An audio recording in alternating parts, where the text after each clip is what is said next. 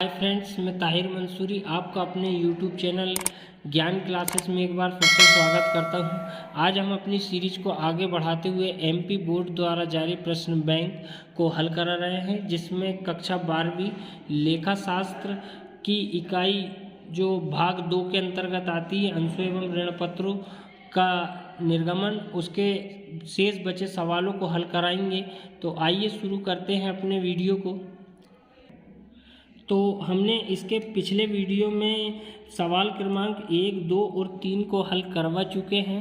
तो आप उस वीडियो को देखने के लिए हमारे चैनल पर जाकर देख सकते हैं। आइए अब हम अपने चौथे प्रश्न को हल करा रहे हैं। तो चौथा प्रश्न जो है, गा लिमिटेड ने 100 रुपये वाले 15,000 अंश 10% प्रीमियम पर निर्गमित किए। यहाँ पर जो प्रीमियम का सवाल है, यहाँ से समझ में आ जाएगा, जो कि इस प्रकार दे है। आवेदन पर 30 रुपये, आवंटन पर 50 रुपये, प्रीमियम सहित पर 30 रुपये, याचना पर जो है 30 रुपये। कंपनी ने 15,000 अंशों के लिए आवेदन पत्र प्राप्त हुए। सभी अंशों का आवंटन कर दिया गया। एक अंशधारी जिसके पास 400 अंश थे, आवंटन व याचना राशि नहीं चुकाई है, पंजी प्रविष्टि कीजिए। तो आइए सवाल को देखते हैं कैसे हल किया जाएगा। तो सबसे पहले हमें ये बताना पड़ेगा कि अंश कितने हैं, 15,000 अंश है। आवेदन पर कितनी अमाउंट दी गई है, तो 30 रुपये, अर्थात 15 दिया 45। तो यहाँ पर 4,50,000 रुपये जो है वो आवेदन पर आएगी प्रविष्टि। तो हम इसे सबसे पहले देखते हैं कि कैसे हल कराएंगे। तो यहाँ पर सबसे पहले हम बनाएंगे जर्नल एंट्री, दिनांक, विवरण, खाता प्रश्न, डेबिट रकम और क्रेडिट रकम। इसके बाद हम पहली प्रविष्टि करेंगे, बैंक खाता डेबिट अंश आवेदन खाते से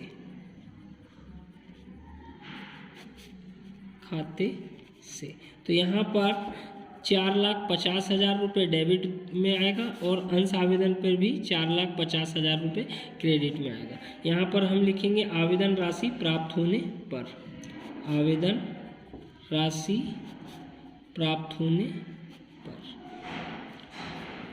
यह हमारी फर्स्ट एंट्री हो गई। इसके बाद हम दूसरी प्रविष्टि की ओर चलेंगे। तो दूसरी प्रविष्टि भी इसी की रहेगी, अंश आवेदन खाता डेबिट अंश पूंजी खाते से, अंश पूंजी खाते से। ये भी 4,50,000 रुपये डेबिट पक्ष में आएगा और 4,50,000 रुपये क्रेडिट पक्ष में आएगा। यहाँ पर आवेदन राशि अंश पूंजी में हस्तांतरित करने पर ये आएगा टीप में, और उसके बाद ये भी सम। इसके बाद हम दूसरी जो एंट्री है वो हल कराएंगे। तो दूसरी एंट्री हमारी आवंटन की है। तो आवंटन कितने अंशों पर होगा, 15,000 अंश है और आवंटन जो है वो 50 रुपये प्रीमियम सहित है। तो सबसे पहले मैं आपको बता दूं कि जो 100 रुपये है उसका 10% प्रीमियम बोला गया है। प्रश्न में बोला गया है 10% प्रीमियम, अर्थात जितने का अंश है उसका 10% निकालो। तो अंश जो है वो 100 रुपये का है, तो 100 रुपये का 10% निकाला जाएगा। तो परसेंट का 100 में से 100 गया, तो यहाँ पर 10 रुपये अतिरिक्त, मतलब 100 वाला जो है वो 10 रुपये एक्स्ट्रा में गया, अर्थात 110 रुपये में बेचा गया। प्रीमियम मतलब ज़्यादा में बेचा जाता है और बट्टा मतलब कम में बेचा जाता है। तो यहाँ पर 15,000 का गुणा हम 50 में करेंगे तो 15 पंचे होता है 75। तो 7,50,000 रुपये जो है वो आवंटन के साथ राशि का भुगतान करने के लिए दिया जाएगा। लेकिन यहाँ आवंटन जो है वो 50 रुपये में से 10 रुपये प्रीमियम सहित बोल रहा है। तो प्रीमियम में 10 रुपये प्रीमियम के 50 में ऐड है, ये हम कह सकते हैं यहाँ पर। तो हम इसकी प्रविष्टि कैसे करेंगे वो बताते हैं। तो यहाँ पर हम लिखेंगे सबसे पहले अंश आवंटन खाता डेबिट, अंश आवंटन खाता डेबिट अंश प्रीमियम खाते से, प्रीमियम खाते से का मतलब समाकलित होता है, और अंश पूंजी खाते से, अंश पूंजी खाते से। तो मैं यहाँ पर बता दूँ कि प्रीमियम की जो अमाउंट आएगी वो कैसे निकाली जाएगी। तो 15,000 अंश है, 15,000 में 10 रुपये प्रीमियम लिखा जाएगा, क्योंकि जो है 50 रुपये का अंश है जिसमें 10 रुपये शामिल है, तो 10 रुपये प्रीमियम का निकालेंगे। तो 15,000 का गुणा 10 में करें तो 1,50,000 रुपये। तो यहाँ पर प्रीमियम खाते से जो आएगा वो 1,50,000 रुपये आएगा। उसके बाद हम टोटल गुणा करेंगे 15,000 का 50 में, तो कितनी अमाउंट आ रही है, 7,50,000 रुपये। तो ये जो 7,50,000 है, अंश आवंटन खाता डेबिट जो आएगा वो 7,50,000 रुपये आएगा। उसके बाद अंश पूंजी में 1,50,000 में से 7,50,000 रुपये को घटा देंगे, तो जो शेष राशि है वो अंश पूंजी खाते में आ जाएगी, अर्थात 6 लाख रुपए जो है वो आपकी अंश पूंजी में आएगी। अब इसका हम टीप लिखेंगे तो क्या लिखेंगे, अंश आवंटन की राशि प्रीमियम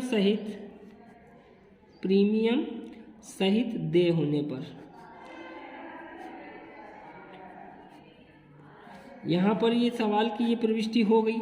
इसमें अब हम अगली जो एंट्री करेंगे उसके पहले मैं आपको बता दूं कि इसमें प्रश्न में दिया गया है कि सभी अंशों का आवंटन कर दिया गया। एक अंशधारी जिसके पास 400 अंश थे आवंटन व याचना राशि नहीं चुकाई है, अर्थात आवंटन की राशि चुकाई नहीं गई है 400 अंशों के एक अंशधारी द्वारा।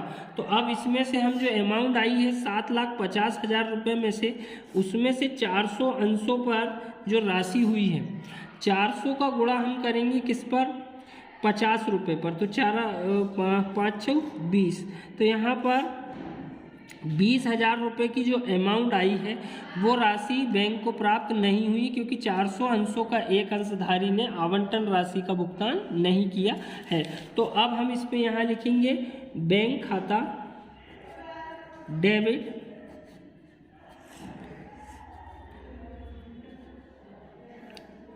अंश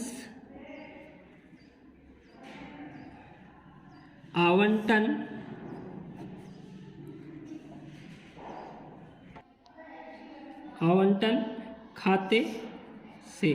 तो यहाँ पर जो अमाउंट आएगी वो 20,000 रुपये घट के आएगी, अर्थात 7,50,000 में से 20,000 घटेंगे तो 7,30,000 रुपये की जो राशि आएगी वो बैंक खाता डेबिट अंश आवंटन खाते से आएगा। तो यहाँ पर हम लिखेंगे कि अंश आवंटन की राशि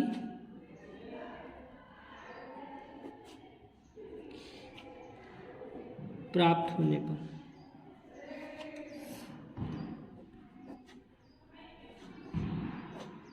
इसके बाद हम अगली एंट्री करेंगे याचना की।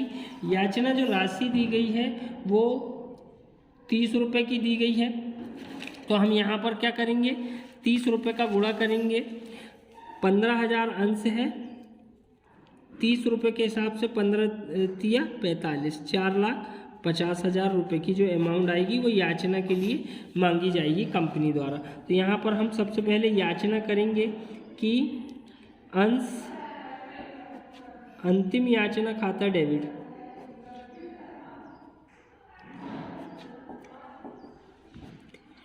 अंश पूंजी खाते से।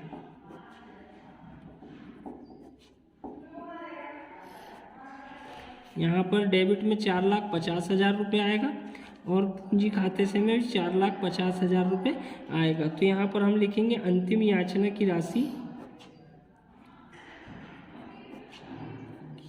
राशि देय होने पर। इसके बाद हम अगली प्रविष्टि करेंगे। इसमें भी मैं फिर से आपको पढ़ाना चाहूँगा कि 400 अंशों का एक अंशधारी ने आवंटन और याचना राशि नहीं चुकाई, तो याचना राशि में से भी बैंक जो है उतनी राशि कम देगा। तो यहाँ पर हम लिखेंगे बैंक खाता डेबिट। बैंक खाता डेबिट जो है वो आपका कितने से होगा वो हम बताएंगे कि जो 400 अंशों का एक अंशधारी है उसने 400 के हिसाब से 400 अंशों पर 30 रुपये के साथ 4 तिया 12,000 रुपये नहीं चुकाया होगा। तो 4 तिया 12,000, तो 4,50,000 में से 12,000 रुपये घटाया जाएगा तो कितना आएगा, ₹38,000। तो 4,38,000 रुपये जो है वो बैंक खाता डेबिट होगा। और उसके बाद अंश अवशिष्ट याचना खाता डेबिट, अवशिष्ट याचना। अब ये अवशिष्ट याचना खाता डेबिट क्यों हुआ? क्योंकि जो राशि नहीं चुकाई जाती वो अवशिष्ट हो जाती, मतलब अगले बार में वो दी जाएगी। तो अवशिष्ट याचना खाता डेबिट 12,000 रुपये से होगा। और आखिरी में आएगा अंतिम याचना खाते से। तो यहाँ पर टोटल 4,50,000 की अमाउंट आ जाएगी। तो अंशों की राशि भुगतान, अंशों की राशि प्राप्त होने पर। यहाँ हमारा ये सवाल भी कंप्लीट होता है। इसके बाद हम इसका टोटल लगा देंगे और टोटल जो आएगा वो उसका टोटल आ रहा है 32,80,000 रुपये। तो यहाँ पर दोनों पक्षों का जो योग आ रहा है 32,80,000 रुपये।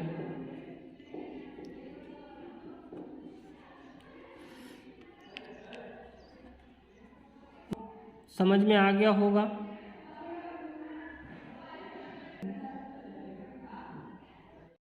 इसके बाद हमारा 5वां सवाल है, अनीता लिमिटेड ने 10 रुपये वाले 20,000 समतांश निर्गमित किए।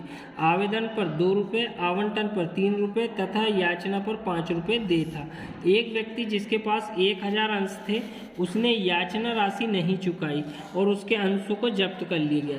जब्त अंशों को 8 रुपये प्रति अंश पुनर्निर्गमित कर दिए गए। जब्ती और पुनर्निर्गमन से संबंधित आवश्यक जर्नल प्रविष्टियाँ कीजिए।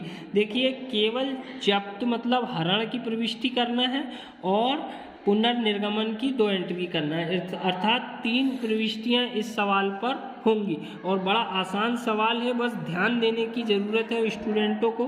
तो बताते हैं कैसे हल होगा इस सवाल में। सबसे पहले हम हरण की जो एंट्री करते हैं, जो कि मैंने पिछले वीडियो में एक सवाल बताया हुआ है कि अंश हरण के समय हमें क्या लिखना पड़ता है।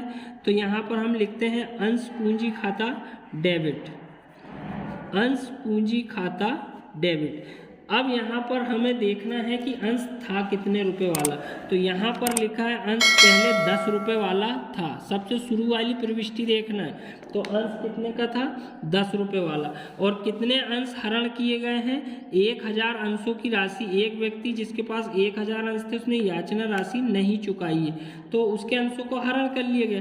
तो यहाँ पर 10 रुपये का गुणा करेंगे हम किसमें? 1,000 रुपये पर, 1,000 अंशों पर। इस प्रकार से अंश पूंजी खाता डेबिट कितने होगा? 10,000 रुपये से। तो अंश पूंजी खाता डेबिट 10,000 रुपये आएगा। उसके बाद दूसरा जो आएगा, उसने क्या नहीं चुकाया है? तो उसने याचना राशि नहीं चुकाई है, जो कि याचना राशि कितने रुपये थी? 5 रुपये थी। तो याचना की राशि 1,000 अंश थे और 5 रुपये याचना राशि थी, तो कितना होगा? 5,000 रुपये। अर्थात उसने याचना, तो हम इसे अंतिम याचना भी बोल सकते हैं। तो क्या जो नहीं चुकाया उसे हम समाकलित करेंगे। तो अंतिम याचना खाते से 5,000 रुपये, यहाँ पर ये हो गया। अब उसके बाद हम जो बचा है उसे हम हरण कर लेंगे, अंश हरण खाते से। तो यहाँ पर हम जो हरण की प्रविष्टि लाएंगे, 10,000 में से 5,000 रुपये नहीं चुकाया है, तो जो चुकाया है वो हरण हो जाएंगे। अर्थात उसने 5,000 रुपये पहले चुका दिए थे, वो कंपनी द्वारा हरण कर लिया जाएगा, जब्त कर लिया जाएगा। अब उसकी टीप हम लिखेंगे, अंशों का हरण करने पर। ये हमारी प्रविष्टि यहाँ एक कंप्लीट हुई। इसके बाद हमारी पुनर्निर्गमन, जो पुनर्निर्गमन की एंट्री होगी वो 8 रुपये प्रति अंश से पुनः निर्गमित किया गया है। अर्थात जो उसके अंश थे 1,000 अंश, 8 रुपये प्रति अंश के हिसाब से दोबारा बेच दिए गए। तो हम यहाँ पर लिखेंगे, तो यहाँ हम लिखेंगे बैंक खाता डेबिट। दोबारा बेचा गया है, कितने में बेचा गया है? इधर 1,000 अंश थे और 8 रुपये के हिसाब से बेचे गए हैं। तो टोटल अमाउंट कितनी हो जाएगी 8,000 रुपये। तो ये 8,000 रुपये बैंक खाता डेबिट 8,000 रुपये से। अब दूसरी जो प्रविष्टि होगी वो होगी अंश हरण खाता डेबिट। वो अंश थे कितने के, आपको यहाँ पर ये समझना पड़ेगा कि 1,000 अंश थे, 10 रुपये वाले थे, तो टोटल अमाउंट कितनी मिलना था 10,000 मिलना था। मिला कितना है 8,000 मिला, अर्थात 2,000 रुपये कम मिले हैं। तो जो कम मिला है वो अंश हरण खाता डेबिट 2,000 रुपये डेबिट होगा। और यहाँ हम लिखेंगे अंश पूंजी खाते से, ये 10,000 रुपये की अमाउंट यहाँ आ जाएगी। उसके बाद हम लिखेंगे यहाँ पर इसका टिप लिखेंगे, अंशों का पुनः निर्गमन करने पर। ये हमारी दूसरी प्रविष्टि भी कंप्लीट होती। इसके बाद तीसरी और अंतिम एंट्री जो कि बहुत इम्पोर्टेंट है, अंश हरण खाता डेबिट, अंश हरण खाता डेबिट पूंजी संचय खाते से।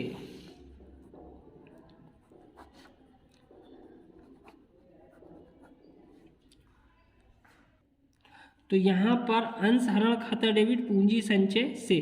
अब इसमें कैसे अमाउंट आएगी वो हम आपको बताना चाहेंगे कि यहाँ पर अब हम सबसे पहले रफ में जाएंगे तो देखेंगे कि 10 रुपये वाले कितने अंश थे, 1,000 अंश थे।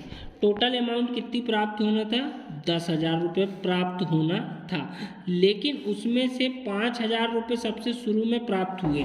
जो यहाँ पर प्राप्त हुई राशि 5,000 और अप्राप्त कितने हैं, ये 5,000 आपको प्राप्त हुई है, तो ये बचा कितना 5,000 अप्राप्त है। ठीक, अब उसने इन अंशों को फिर से बेच दिए, दोबारा पुनः बिक रहे, तो बेचा फिर से, तो कितने में बेचा गया अंश 8,000 रुपये में। 1,000 अंश 8 रुपये के हिसाब से 8,000 रुपये में बेचे गए।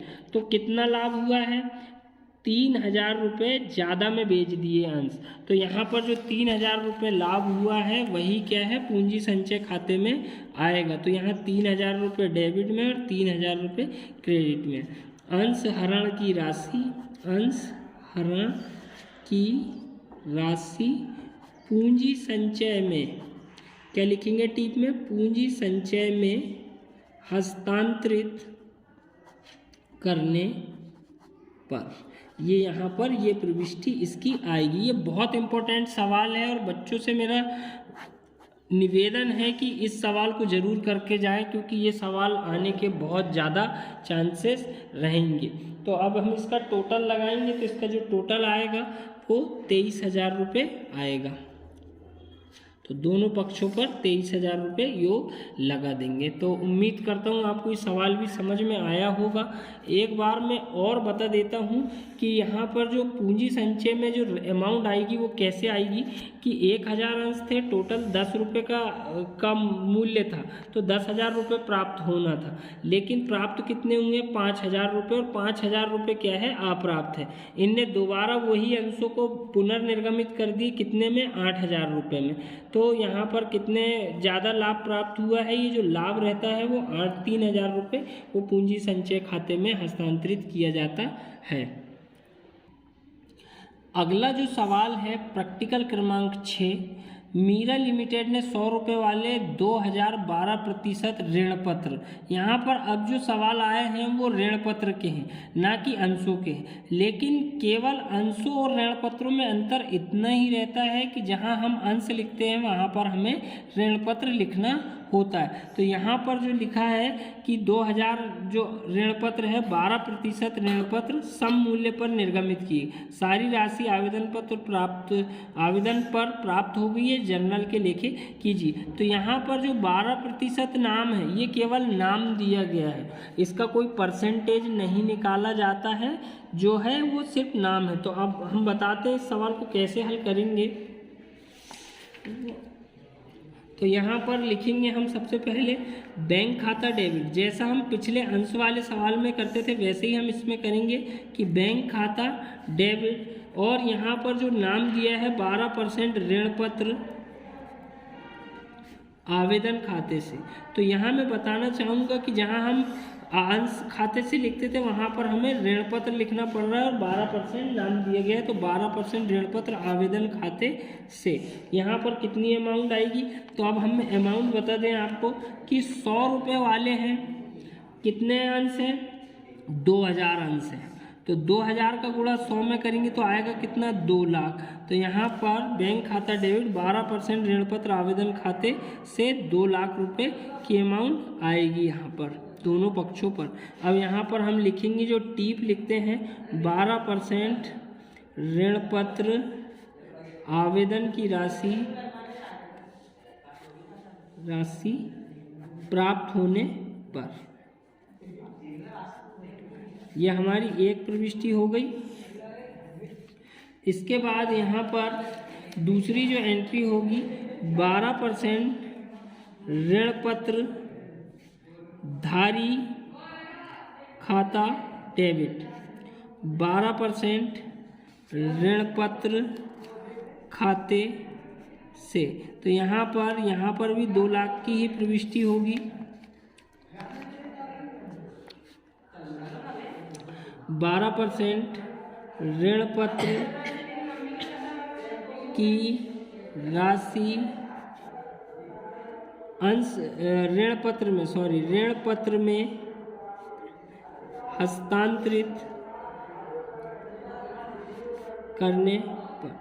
यहाँ पर एक जगह थोड़ा सा बदलाव करूँगा मैं कि जो संपूर्ण राशि एक मुश्त प्राप्त होती है, यहाँ लिखा हुआ है कि सारी राशि आवेदन पत्र पर प्राप्त हो गई।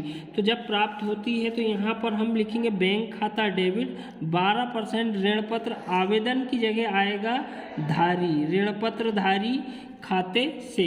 और उसी प्रकार से दूसरी एंट्री भी 12% ऋण पत्र धारी खाता डेबिट, 12% ऋण पत्र खाते से। तो यहाँ पर जब संपूर्ण राशि आवेदन के साथ प्राप्त होती है तो केवल 2 प्रविष्टियाँ होंगी, बैंक खाते वाली और आवेदन खाते वाली। तो यहाँ पर अब हम इसका टोटल लगा देंगे, जो टोटल आएगा 2 लाख और 2 लाख 4 लाख। तो यहाँ पर संपूर्ण राशि का जो योग आएगा वो 4 लाख आएगा। इसके बाद हम इसके अंतिम सवाल की ओर चलते हैं। इसका अंतिम सवाल प्रश्न क्रमांक 7, समता लिमिटेड ने 100 रुपये वाले 4000 9% ऋण पत्र निर्गमित किए।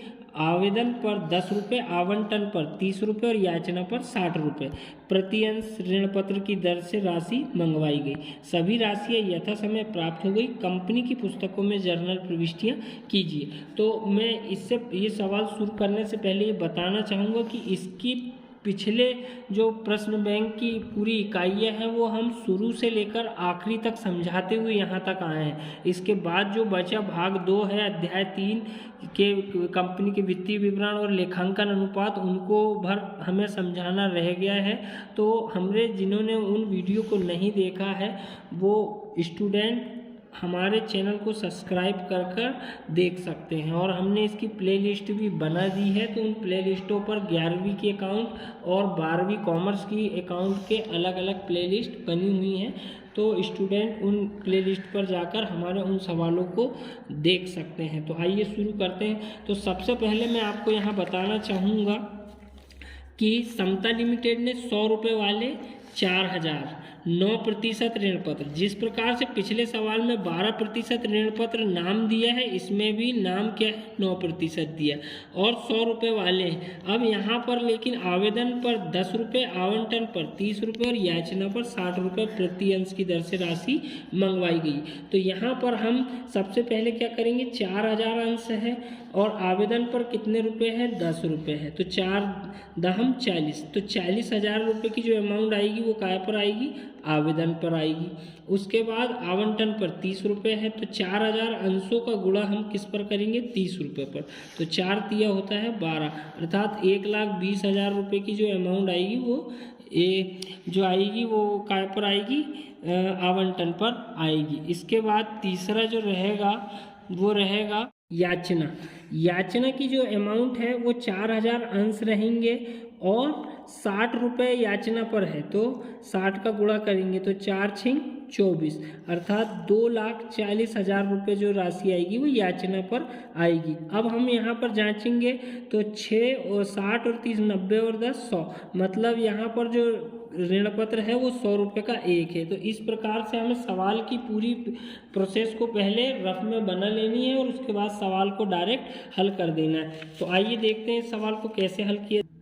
सबसे पहले जो हमारी प्रविष्टि आएगी वो आएगी बैंक खाता डेबिट। अब यहाँ पर 9% ऋण पत्र दिया है, तो 9% ऋण पत्र आवेदन खाते से, तो यहाँ पर आवेदन खाते से आएगा। तो अमाउंट कितनी आई है 40,000 रुपये, तो हम यहाँ पर 40,000 रुपये की प्रविष्टि दोनों पक्षों पर कर देंगे। अब यहाँ पर हम लिखेंगे 9% ऋण पत्र की आवेदन राशि प्राप्त होने पर,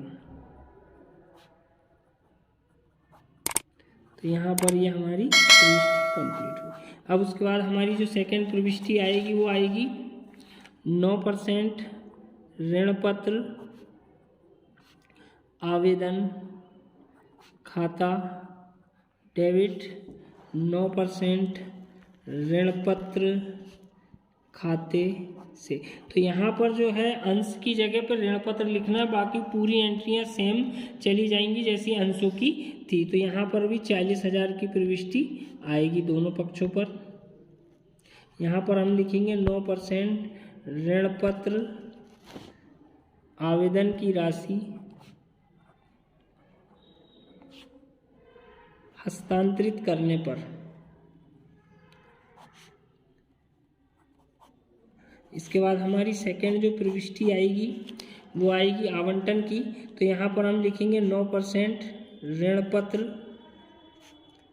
आवंटन खाता डेबिट, 9% ऋण पत्र खाते से। तो यहाँ पर जो अमाउंट निकल कर आई है वो आवंटन पर 1,20,000 रुपये की आई है, तो 1,20,000 रुपये दोनों पक्षों पर लिख देंगे। 9% ऋण पत्र आवंटन की राशि देय होने पर, सबसे पहले कंपनी मांगती है तो उसे हम देय बोलते हैं। उसके बाद कंपनी को राशि भुगतान करता अंशधारी, तो वो बैंक में आती है, तो हम यहाँ पर बैंक खाता डेबिट, सिर्फ बैंक के साथ अगर ऋण पत्र ना लगाएं, बैंक खाता डेबिट 9% ऋण पत्र आवंटन खाते से। तो यहाँ पर भी एंट्री जो आएगी वो 1,20,000 रुपये की अमाउंट आएगी। तो यहाँ पर हम लिखेंगे 9% ऋण पत्र आवंटन की राशि प्राप्त होने पर। यहाँ पर राशि बैंक में आती जब प्राप्त होती, ये भी बच्चों को ध्यान में रखना होगा। तो उसके बाद हम अंतिम प्रविष्टि की ओर चलेंगे, जो कि आवंटन की 2 प्रविष्टियाँ होंगी। तो हम लिखेंगे, सॉरी आवंटन बोल रहा हूँ, याचना की रहेगी। तो अंतिम 9% ऋण पत्र अंतिम याचना खाता डेबिट,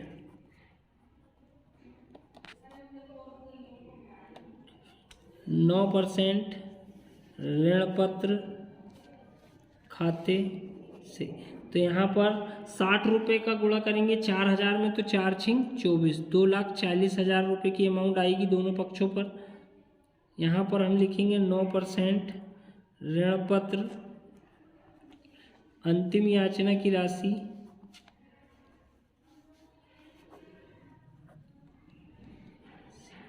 देय होने पर।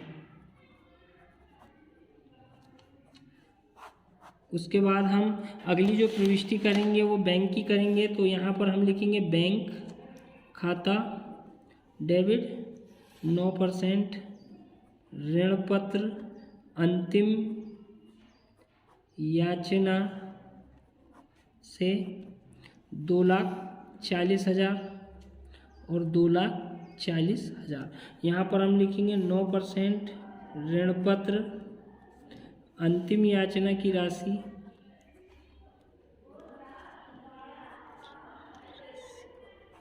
प्राप्त होने। यहाँ पर हमारा सवाल समाप्त होता है। अब हम इसका टोटल लगा देंगे और टोटल लगाने के बाद यहाँ पर हमारी ये इकाई भी कंप्लीट होती है। तो इसका जो आंसर आएगा वो आएगा 8 लाख रुपए दोनों पक्षों पे। और मिलते हैं अगले वीडियो में। अगले वीडियो में हम कंपनी के वित्तीय विवरण और वित्तीय विवरणों का विश्लेषण के सवाल लेकर आएंगे। तो प्लीज़ हमारे चैनल को ज़्यादा से ज़्यादा लोगों तक शेयर कीजिए और सब्सक्राइब कीजिए, और यदि वीडियो पसंद आए तो लाइक भी कीजिए। धन्यवाद।